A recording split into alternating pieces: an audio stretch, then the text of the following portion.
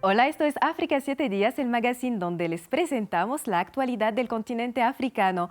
Mi nombre es Amal Ben Othman y estos son los titulares. 11,3% es la tasa de la bajísima participación en la segunda vuelta de las elecciones legislativas de Túnez. Prueba para muchos que los electores ya no confían en su clase política mientras el país se ve golpeado por una crisis económica. La oposición ha pedido la salida del presidente Kais Saied.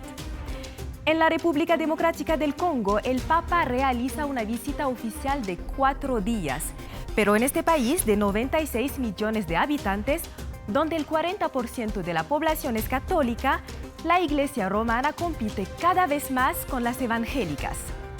Los nigerianos se preparan para las próximas elecciones generales previstas para el 25 de febrero.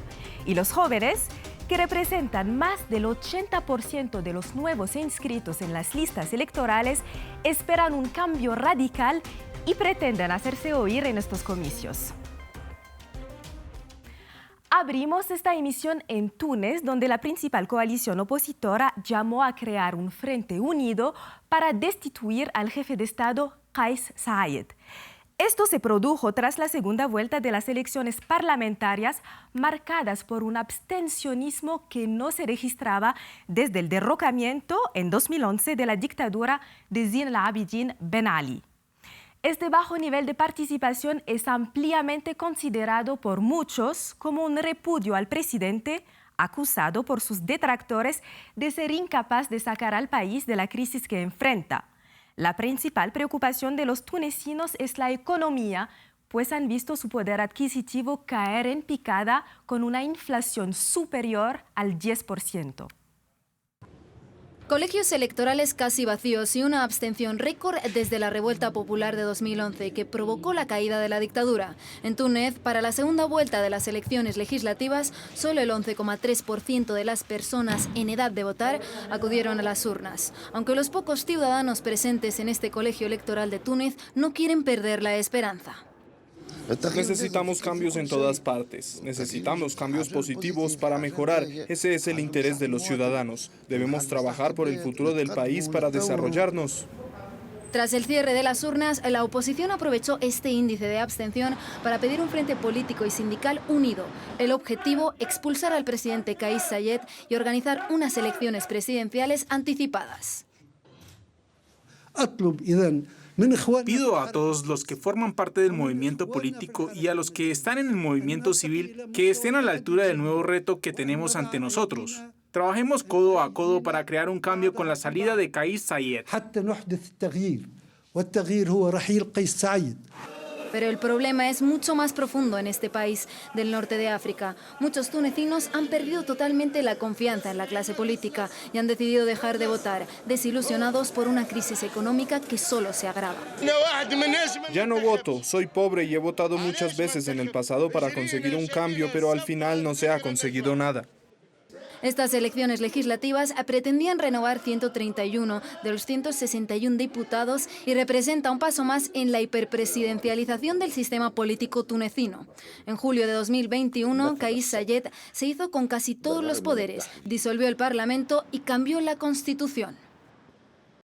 Cambiamos de tema y nos vamos a la República Democrática del Congo, donde el Papa Francisco realiza una visita oficial de 4 días. Se trata del primer viaje de un pontífice al país desde el que realizó Juan Pablo II en 1985. Para los católicos congoleños se trata de un acontecimiento muy importante, pero en este país del centro de África la Iglesia Católica se ve cada vez más desafiada por las evangélicas. Veamos. Deo Malela, organizador de eventos en la República Democrática del Congo, nació de padres católicos y se identifica como tal. Pero como cada vez más personas en el país, Malela es también miembro de una iglesia evangélica. Prefiero las iglesias evangélicas porque las soluciones son milagrosas.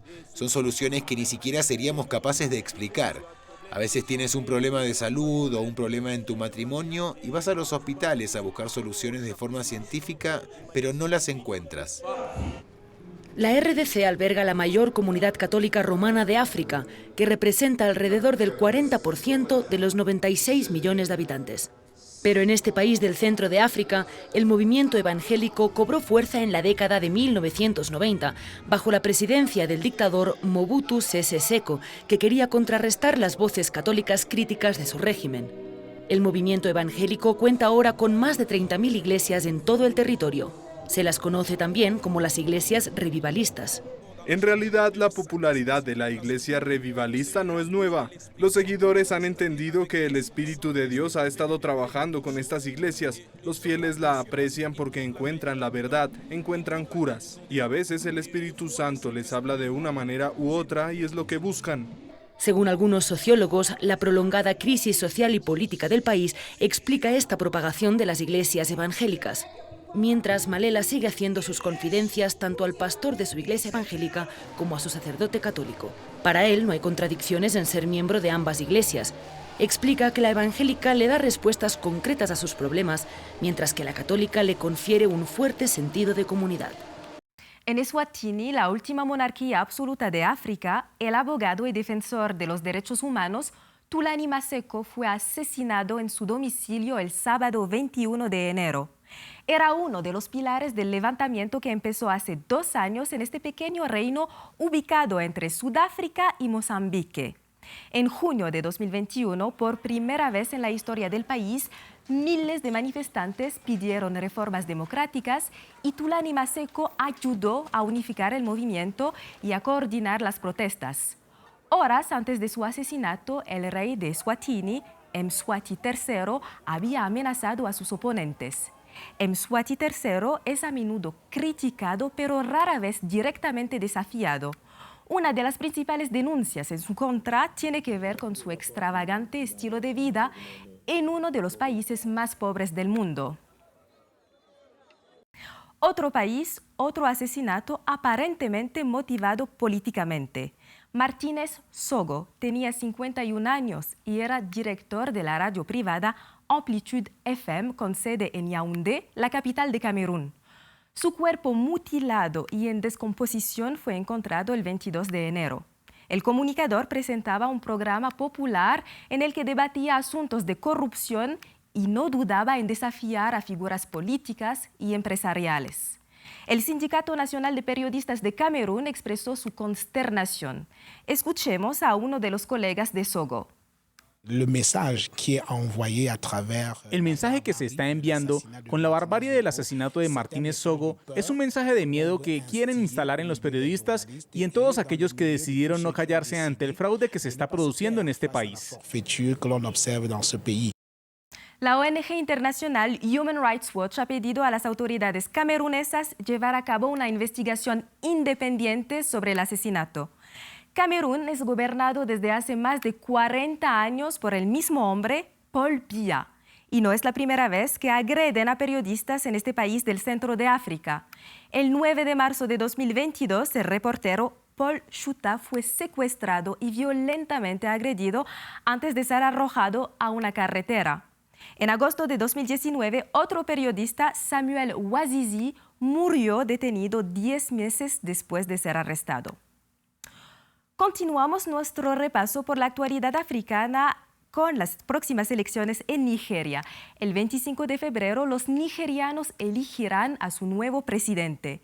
La participación suele ser baja en el país, pero este año los votantes, especialmente los jóvenes, se apresuraron para inscribirse y obtener sus tarjetas de votante en la comisión electoral. Conseguir una tarjeta de votante en Nigeria es similar a una carrera de obstáculos. Hay que llegar al amanecer y hacer fila durante horas, pero esto no parece desanimar a los jóvenes nigerianos, determinados a hacer oír su voz en las elecciones del 25 de febrero y que sueñan con un cambio. En 2019 no sentía que la necesidad de cambio era tan grande, pero hoy está muy claro. Es hora de hacer la transición y dar el poder a una nueva generación.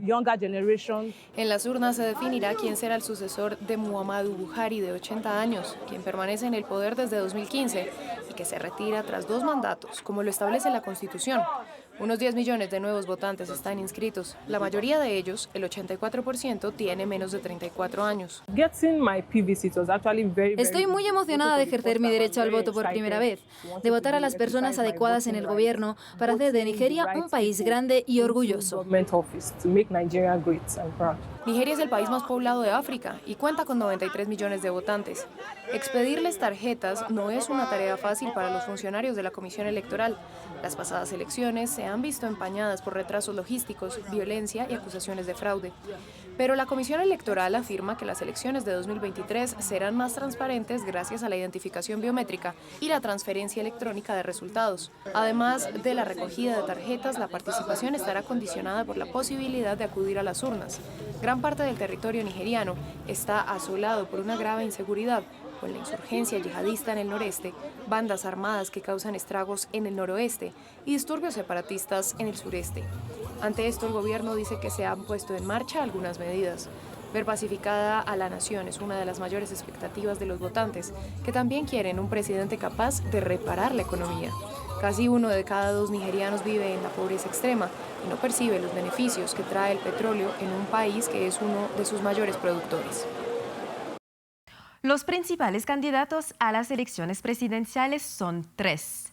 Bola Tinubu tiene 70 años y fue gobernador del estado de Lagos. Se beneficiará del apoyo del partido gobernante, el Congreso de Todos los Progresistas.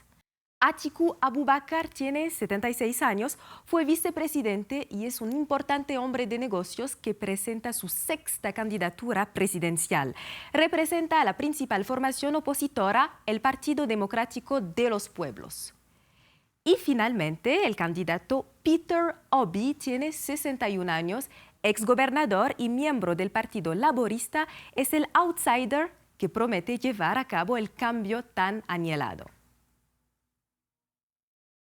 Mujeres y hombres de la tercera edad en las pasarelas de los últimos grandes desfiles de moda. Estas imágenes hiperrealistas fueron creadas con inteligencia artificial por el artista nigeriano Malik Afegbua. El también cineasta vio la oportunidad de desafiar lo que ve como la marginación de las personas mayores africanas en la sociedad y las percepciones sobre el envejecimiento en el mundo de la moda. Los dejamos con las imágenes de sus creaciones. Gracias por su sintonía. La actualidad sigue en France 24 y france24.com.